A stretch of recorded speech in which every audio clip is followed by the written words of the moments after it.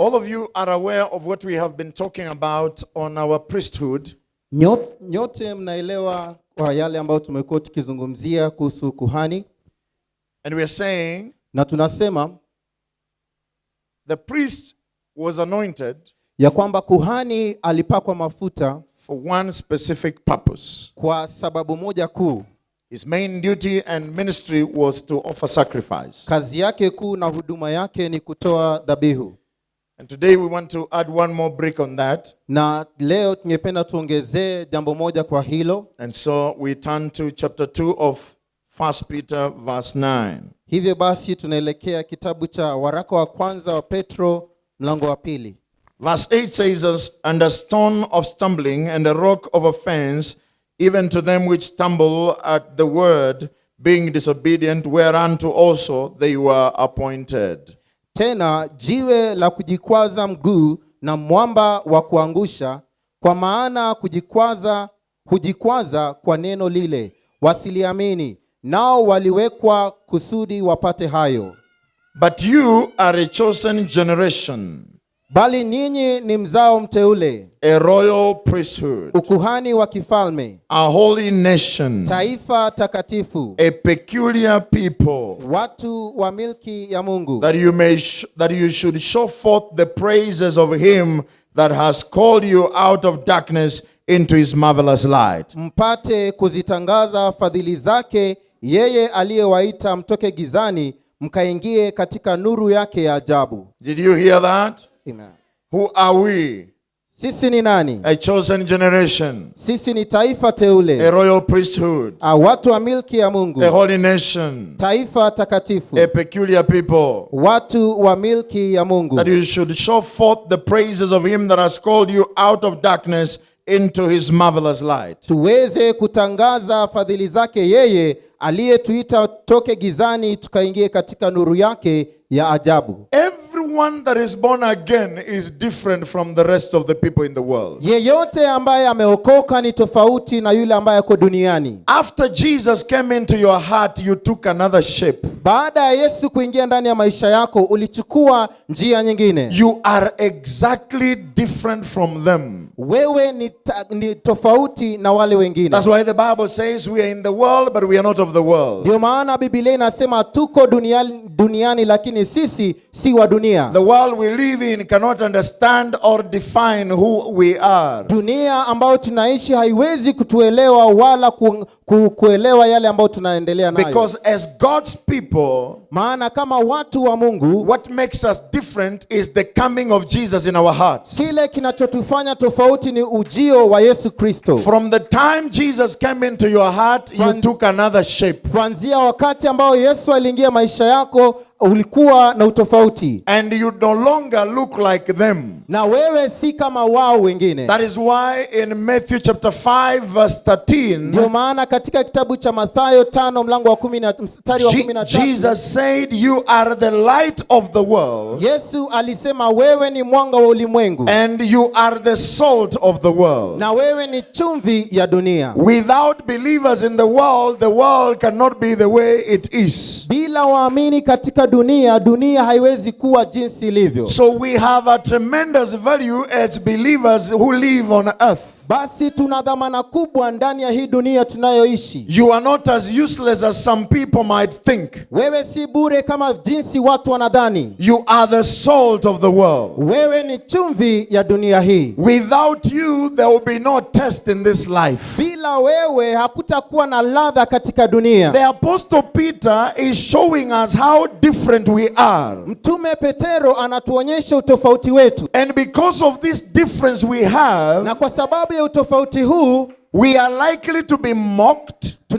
kuna uwezekano ya sisi kubezwa, abused, kutusiwa, persecuted, hata kuteswa, hated, kuchukiwa, disliked, hata kutopendwa. not for what we have done, si kwa yale ambayo tumeyatenda, but for who we are. lakini ni kwa sababu ya jinsi tulivyo. And the apostle comes in to explain something. Na mtume anaingia na kusema, And because of this difference we have, Kwa sababu ya utofauti huu and the mockery we may go through, na mabezo ambayo tutapitia, he comes in to encourage the believer. anakuja kututia moyo, So that in the midst of the mockery and abuse, ili katikati ya makero na pia he kutusiwa, writes to encourage us. anaandika kututia moyo, He writes to reinforce our position. anaandika kusisitiza sehemu He yetu, writes to show us how different we are. anaandika kuonyesha tofauti tulio He nao, writes to show us how unique we are. anaandika kuonyesha utofauti ambao He tunabeba, writes to show us our true identity. anaandika kuonyesha jinsi ambavyo inafaa tujione kihalisi. The truth is you are different. Ukweli ni kwamba wewe ni When tofauti. you got saved, something happened. Wakati uliokoka kitu kilifanyika, Your face remained the same, sura ilibaki ndio, but something happened within you lakini kitu kilifanyika ndani that yako is so clear from the rest of the people. ambacho ni wazi kwa wengine pia, And this is the difference I want to show you. na huu ndio tofauti ningependa nikuonyeshe. He says the people of the world stumbled at Jesus. Anasema kwamba watu wa dunia wanajikwaa kama tu Yesu.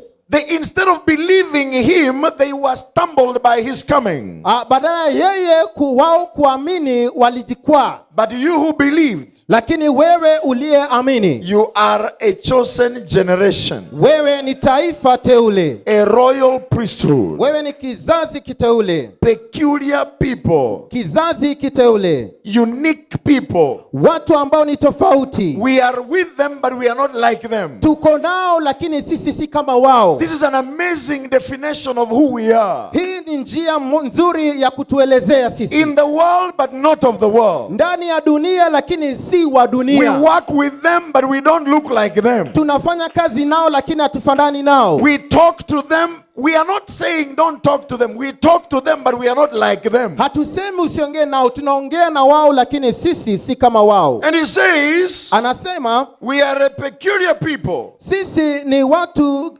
milki ya Mungu, And the reason why we were separated from them na sababu ya sisi kutengwa na wao is for us to show forth his praises. ni ili sisi tuonyeshe sifa zake. We were separated to show forth God's praise. Tulitengwa kuonyesha sifa za Mungu. When you see a believer, you are seeing God's show. Ukimwona muamini unaona onyesho la Mungu. Have you ever gone to a showground Ushaenda maonyesho where people display goods mahali ambapo watu wanaonyesha bidhaa and they tofauti show you the process of manufacturing this good? na wanakuonyesha njia za kutengeneza vitu kadhaa, They show you the process of bringing forth this plant. wanakuonyesha njia ya kuleta kitu fulani. Isaiah will tell you in chapter 43 verse 21. Nabii Isaya atakuonyesha katika andiko hili, These people have I formed for myself. hawa watu nimewajenga kwa sababu yangu, They will show forth my praise. wataonyesha sifa The zangu. truth is we are believers in Christ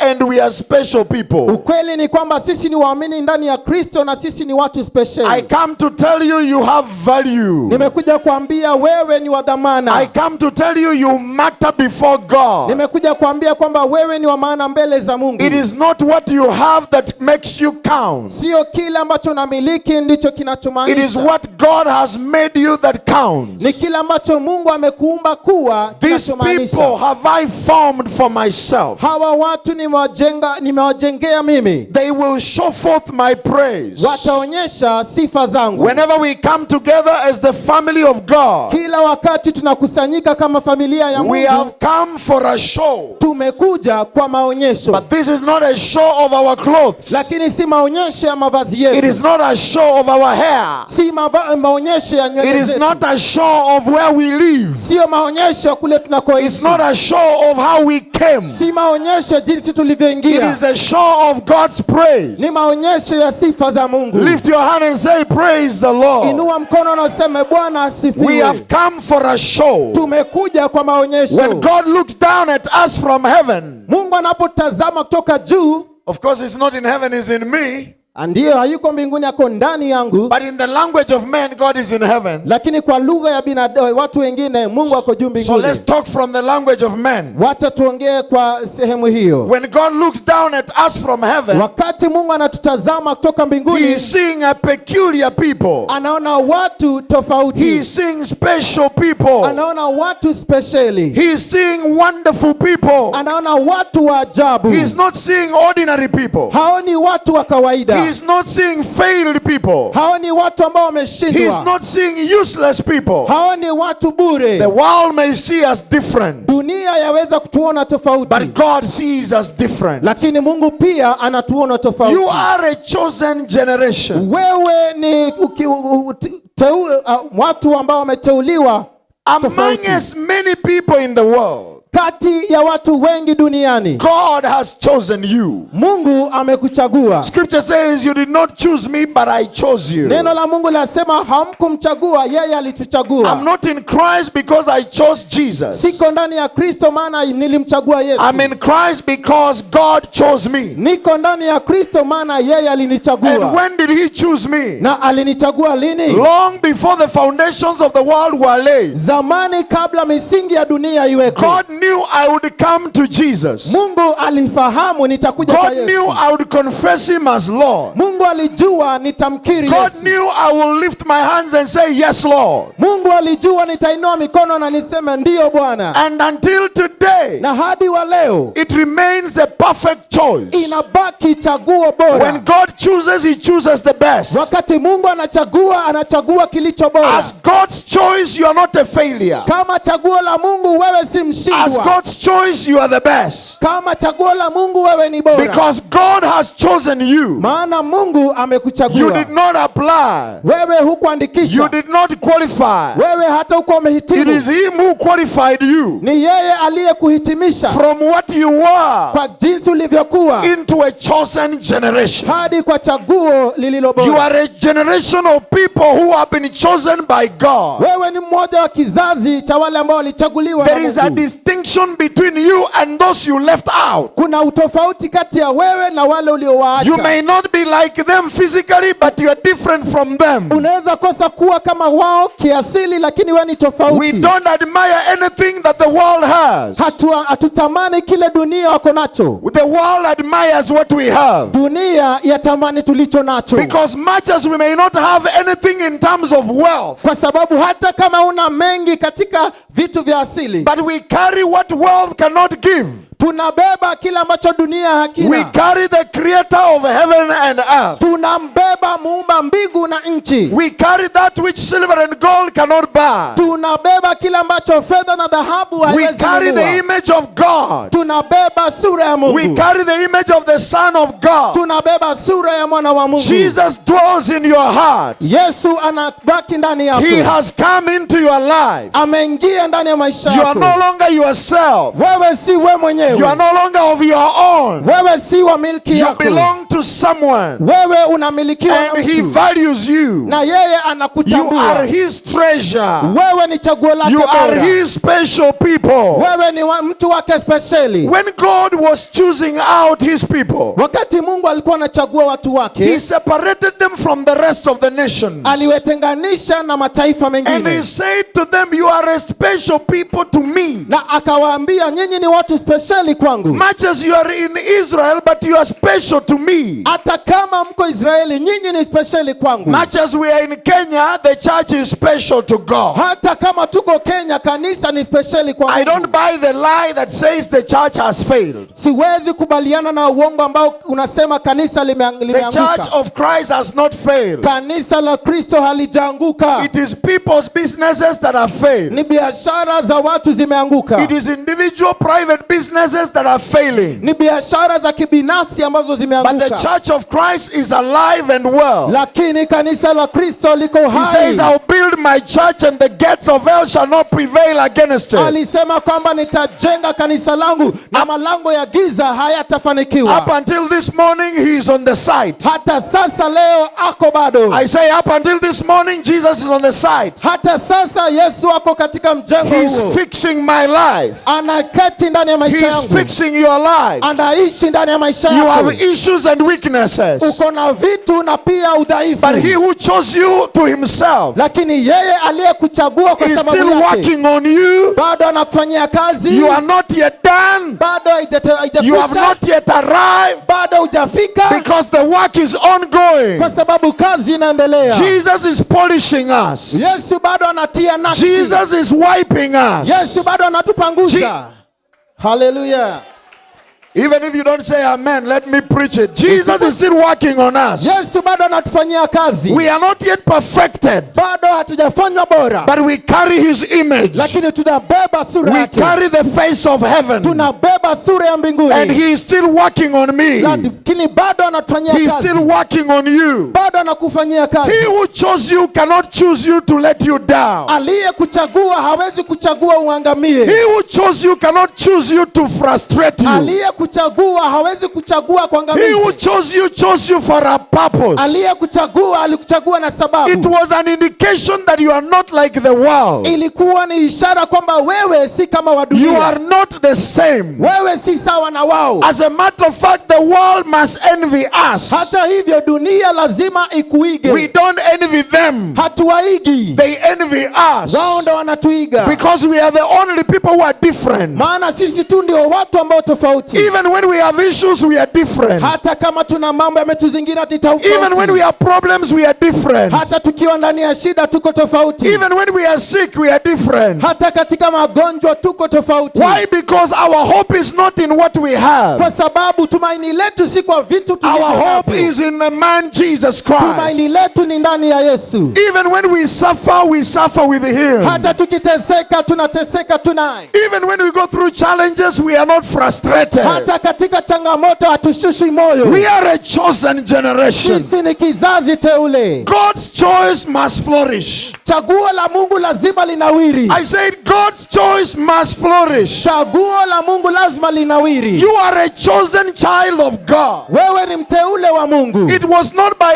accident that you believed in Christ. Haikuwa kiajali kwamba ulimwamini It was Kristo. His mercy that drew you to Himself. Ilikuwa ni rehema zake zilizokuleta kwake. And God is pleased by this choice. Na Mungu anafurahishwa na chaguo I said hilo. God is pleased by this choice. Nasema Mungu anafurahishwa na chaguo He hili. has chosen you for a purpose. Amekuchagua kwa sababu You are not going to fail. hutaanguka. God's choice never fails. Chaguo la Mungu halianguki. You are not going to suffer shame. Hutaweza kuwa na aibu. God's choice never suffers shame. Chaguo la Mungu haliaibiki. They looked to Him Walimwangalia. who chose them. They looked to Him Wale ambao walichaguliwa walimwangalia and their faces were radiant na nyuso zao ziling'aa and they were not ashamed. na hawakuwa na aibu. For years you have suffered. Kwa miaka mingi You umeteseka. have suffered shame.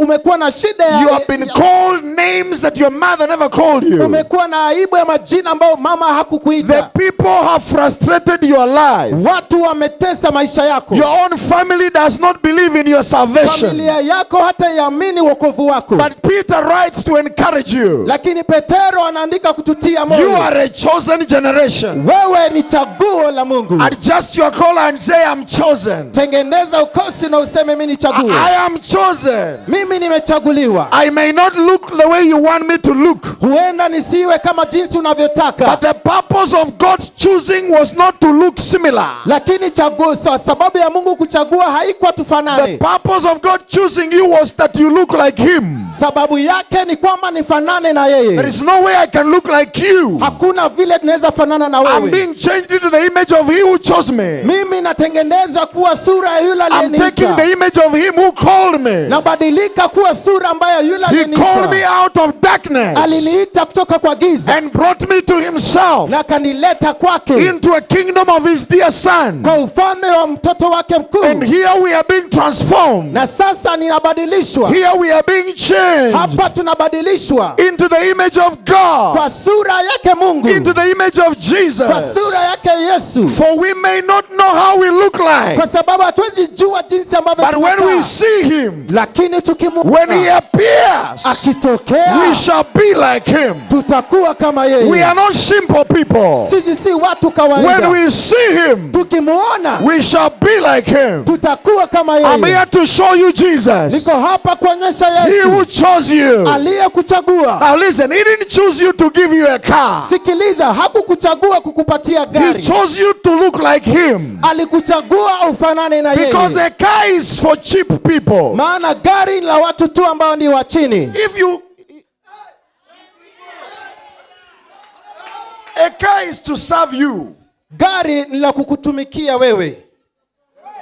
Because you are a son of God. Maana wewe ni mwana wa Mungu. Because you are a choice of God. Maana wewe ni chaguo la Mungu. He didn't choose you to give you a house. Hakukuchagua kukupatia nyumba. A house comes because you have been chosen. Nyumba huja maana wewe ni mtoto wa A Mungu. car comes because you have been chosen. Gari huja maana wewe ni A chaguo job la comes Mungu. because you are chosen. Pia nguo zinakuja maana ni chaguo la Mungu. All the things that God will do Vitu vyote ambavyo Mungu atafanya are meant to facilitate God's choice. ni ya kuonyesha tu ya kwamba wewe ni mtoto wa Mungu, To na kusaidia facilitate God's choice. kuendeleza tu mambo ya So mtoto wa that that Mungu, which God has chosen can continue to prosper. ili kwamba yule ambaye ni chaguo la Mungu aendelee I came kufanikiwa. to reinforce something today. Nimekuja kusisitiza jambo. You are the chosen of God. Wewe ni chaguo la Mungu, And God has chosen the best. na Mungu amechagua kilicho bora. In moments of persecution and frustration, Nyakati za mateso na kushushwa moyo, when people are ridiculing and abusing you, wakati watu wanakubeza na kukutusi, we tend to go dull and relax in our focus. mara nyingi huwa tunatulia na tunaisha nguvu kwa malengo yetu. But listen, Lakini sikiliza, you are special. wewe ni speciali. Lift your head up and say, I'm special. Inua kichwa na useme mimi ni speciali. God said to Israel Mungu aliambia wana wa Israeli in Deuteronomy chapter 7, katika kitabu cha Kumbukumbu la Torati 7, chapter 7, Kumbukumbu la Torati 7 verse 6. mstari wa 6. God says, Mungu alisema, for you are a holy people unto the Lord your God. kwa maana wewe u taifa takatifu kwa Bwana. The Lord your God has chosen you to be a special people unto himself. Bwana Mungu wako amekuchagua kuwa watu wake hasa, Above all people that are upon the face of the earth. zaidi ya mataifa yote walioko juu ya uso wa nchi. The Lord God chose Israel for himself, Bwana Mungu alichagua Israeli kwa sababu yake, that they may be a special people to him. ili wawe watu spesheli kwake. As Israel is, so is the church. Kama ilivyo Israeli ndivyo sisi pia. Israel chosen by God as a physical people.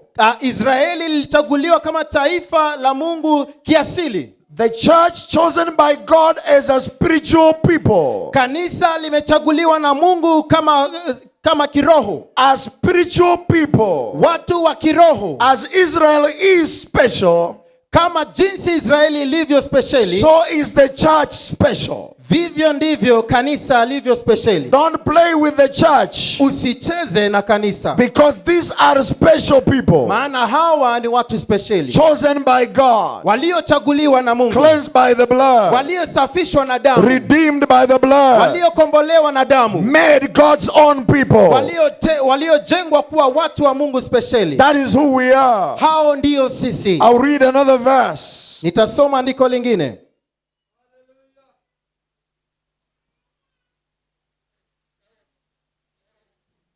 And this time, na wakati huu, I want to show you something. Let's go back to the same verse we read. Turudi kwa sehemu ambayo tulisoma.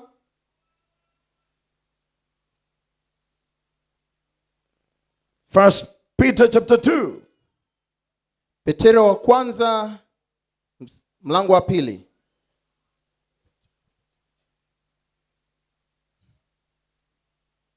That you should show forth the praises of him who called you out of darkness into his marvelous light. ya kwamba mkaonyeshe sifa zake kuu, aliyewaita kutoka gizani hadi kwa mwanga wake mkuu. The purpose of our choosing Kusudio la uchaguo wetu is that we may show forth his praise. ili ni kwamba tukaonyeshe sifa zake. Not our praise, his praise. Sio sifa zetu, ni sifa zake. Going through life giving praise to God. Tunapitia maisha lakini tunamsifu Mungu. Going through circumstances giving praise to God. Tunapitia hali lakini tunamsifu Mungu. Praising he who called us. Tukimsifu yeye aliyetuita. We don't praise him for what he has done. Hatumsifu kwa yale ambayo ameyatenda. He has chosen us to praise him. Ametuchagua tumsifu. We are special because we offer praise. Sisi ni speciali maana tunatoa sifa. And this praise Na hizi sifa was a type in the Old Testament. ni aina iliyokuwa katika Agano la Kale. In the Old Testament, Katika Agano la Kale, the priest was anointed to offer sacrifice. kuhani alipakwa mafuta kutoa dhabihu. Every time a priest came, he offered sacrifice. Kila wakati kuhani alifika akatoa dhabihu. And these were animal sacrifices. Na hapa ilikuwa ni dhabihu za wanyama. And the specific job of a priest Na kazi kuu ya kuhani was to offer sacrifice. ilikuwa ni kutoa dhabihu. And the specific work of a king Na kazi kuu ya mfalme was to rule. ni kuongoza. I want to show you something. Ningependa nikuonyeshe jambo. There is one king Kuna mfalme mmoja who tried to do the work of the sacrificing. aliyejaribu kufanya kazi ya kutoa dhabihu And he died of leprosy. na akafa kwa ukoma. His name is Uzziah. Jina lake ni Uzia. In 2 Chronicles chapter 26. 2 Chronicles 26.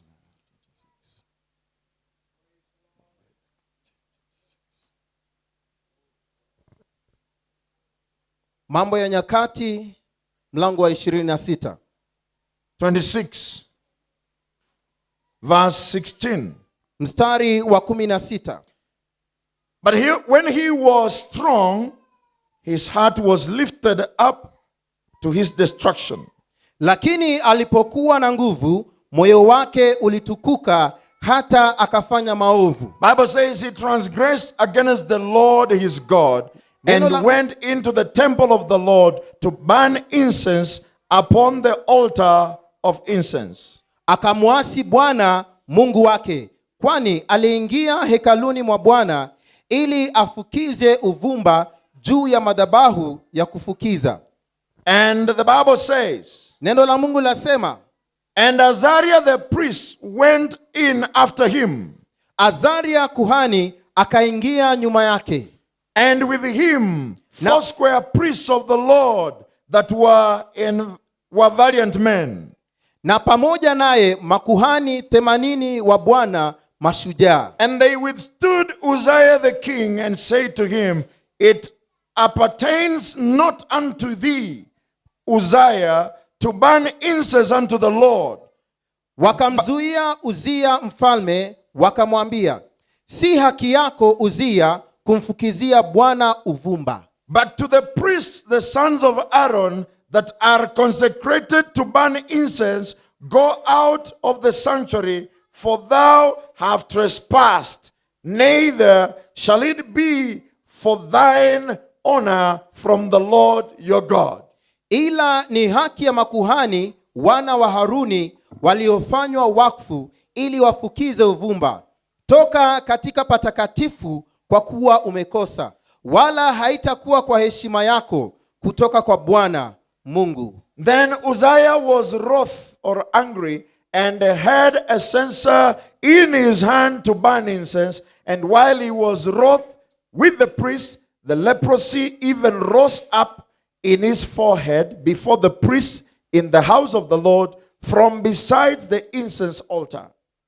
Akaghadhabika Uzia, naye alikuwa na chetezo mkononi cha kufukizia uvumba. Naye hapo alipowaghadhabikia makuhani, ukamtokea ukoma katika paji la uso wake mbele ya makuhani nyumbani mwa Bwana. And Azariah the chief priest and all the priests looked upon him, and behold, he was leprous in his forehead. And they thrust him out from there. Yeah, himself hasted also to go out, because the Lord had smitten him. Azaria kuhani mkuu na makuhani wote wakamtazama, na angalia, alikuwa na ukoma pajini mwa uso, wakamtoa humo upesi, hata na yeye mwenyewe akafanya haraka kutoka, kwa sababu Bwana amempiga. Verse 21, and Uzziah the king was a leper unto the day of his death, and dwelt in a several house, being a leper, for he was cut off from the house of the Lord, and Jotham his son was over the king's house, judging the people of the land. Uzia mfalme akawa na ukoma hata siku ya kufa kwake, akakaa katika nyumba ya pekee, kwa kuwa ni mwenye ukoma, maana alitengwa na nyumba ya Bwana, na Yothamu mwanawe alikuwa juu ya nyumba ya mfalme, akiwahukumu watu wa nchi. Listen to this man. Sikiliza kuhusu huyu mtu. The man was